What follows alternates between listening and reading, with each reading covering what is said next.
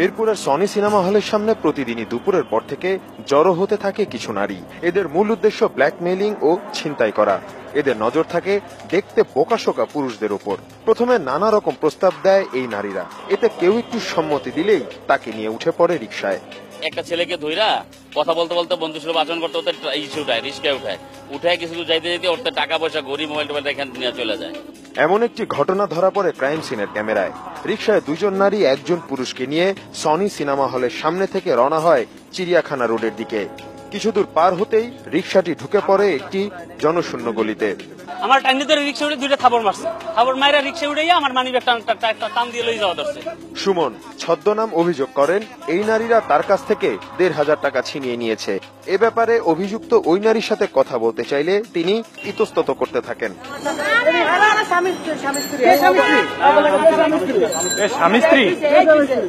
চক্রের আরেক সদস্য জানালেন তিনি অন্তঃসত্ত্বা।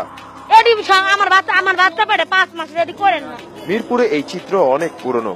চক্রটি আগে রাতের বেলায় রাস্তায় নেমে নানা অপরাধমূলক কর্মকাণ্ডে লিপ্ত হতো, আর এখন দিনের আলোতেই নেমে পড়ে মিশনে।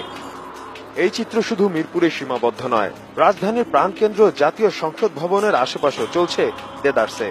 সন্ধ্যা নামতেই বাড়তে থাকে ভ্রাম্যমাণ এই নারী অপরাধীদের উপস্থিতি, যাতে বিব্রতকর পরিস্থিতিতে পড়তে হয় পথচারীদের। এখানে অনেক ধরনের মেয়ে এখানে থাকে, টাকাটাকি করে।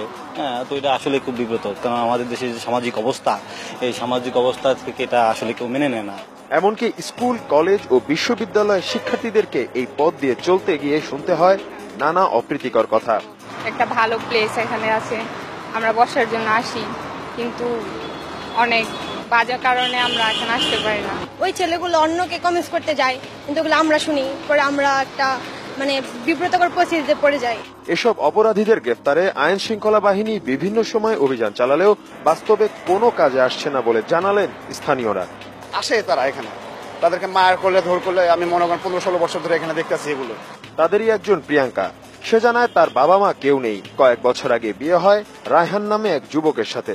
এরপর বেড়াতে নেবার কথা বলে প্রিয়াঙ্কার স্বামী তাকে ভারতে নিয়ে বিক্রি করে দেয়। তারপর থেকে এই পথে।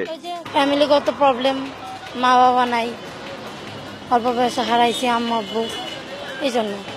সংসদ ভবনের সামনে পুলিশের একটি অভিযানের সঙ্গী হয় ক্রাইম সিন টিম। পুলিশকে দেখা মাত্রই দিক বিদিক ছুটোছুটি শুরু করে তারা। হাতে নাতে ধরা পড়ে একজন। ওখানে মহিলা ছিল, তাদেরকে সহযোগিতা তাদের নিছি, নেওয়ার পরে এদেরকে ধরছি। আসলে এদের ধরা খুব সমস্যা, কারণ মহিলা পুলিশ আমাদের অ্যাভেলেবেল সবসময় থাকে না। পুলিশের হাতে আটক হওয়া বিলকিস জানালেন সংসারের খরচ মেটাতেই এই পথে নেমেছেন তিনি। আমরা কিয়া অফিসে মাল বেশি, আবার ঢাও বিক্রি করি, আমার সন্তান বাঁচাই। রাস্তায় নিরাপদে চলতে এসব অপরাধীদের বিরুদ্ধে কঠোর অবস্থান না নেয় ক্ষুব্ধ সাধারণ পথচারীরা। এত সুন্দর একটা জায়গা, সংসদের পাশে একটা নাম করা জায়গা, তারপর আমরা নিরাপত্তা পাইতেছি না। অবশ্য পুলিশ বলছে গুরুত্বপূর্ণ সড়কগুলো থেকে ভাসমান নারীদের সরিয়ে নিতে তারা নিয়মিত অভিযান পরিচালনা করছেন। এই জাতীয় বিষয়ে সাধারণত আমাদের আইনে যে পানিশমেন্ট সিস্টেমটা আছে সেটা একটু দুর্বল প্রকৃতির। আপনি জানেন যে এটা বেইলেবল অফেন্স। ভুক্তভোগীরা বলছেন ভ্রাম্যমাণ কিছু নারী অপরাধীর জন্য আশেপাশের পরিবেশ নষ্ট হচ্ছে, তরুণ যুবকরা বিপদগামী হচ্ছে, কেউ কেউ সর্বস্ব খোয়াচ্ছেন। জনস্বার্থে দ্রুত কঠোর ব্যবস্থা নেয়ার দাবি তাদের।